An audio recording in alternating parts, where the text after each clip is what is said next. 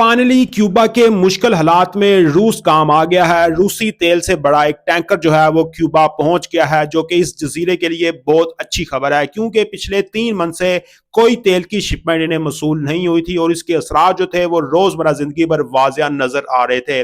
सड़कों पर गाड़ियां कम हो गई थी, हॉस्पिटल में बिजली नहीं थी, स्कूलों में बिजली नहीं थी और लोड शेडिंग अब दिन के बेशतर हिस्से तक बल्कि कभी कभी कई दिनों तक मुसलसल जो है वो जारी रहती है। और इसके पीछे एक ही रीजन है, वो है ट्रंप एडमिनिस्ट्रेशन, क्योंकि इन्होंने इनके तेल पर पाबंदियां लगा रखी थी, जिसका एक ही मकसद था कि क्यूबा की हुकूमत को माशी और सियासी तौर पर खोखला किया जाए और इनकी आवाम के ऊपर बुरा असर पड़ा इस चीज से। और इसके बाद इनकी गवर्नमेंट डोनाल्ड ट्रंप के आगे घुटने टेकने पर मजबूर भी हो चुकी थी। और ये जो सब कुछ हो रहा है ये बहुत ही हैरान कुन है, क्योंकि रूस ने इतना बड़ा स्टेप लिया है कि इस जजीरे तक उन्होंने तेल से बड़ा एक बहुत बड़ा टैंकर जो है वो पहुंचाने में कामयाब हो गया है। लेकिन डोनाल्ड ट्रंप ने इस बात को ज्यादा अहमियत नहीं दी और कहा कि ये सिर्फ एक टैंकर है, इससे कोई बड़ा फर्क नहीं पड़ेगा। और वो अब भी क्यूबा और इसकी हुकूमत को निशाना बनाने का इरादा रखते हैं और मजीद इन्हें तेल की बहुत जरूरत है, क्योंकि इन्हें ज्यादातर सोलर एनर्जी की भी जरूरत है और इन्हें मुकामी सतह पर ऑयल पैदा करना होगा। लेकिन ये सब काम जो है इतने कम वक्फे में कैसे मुमकिन होंगे,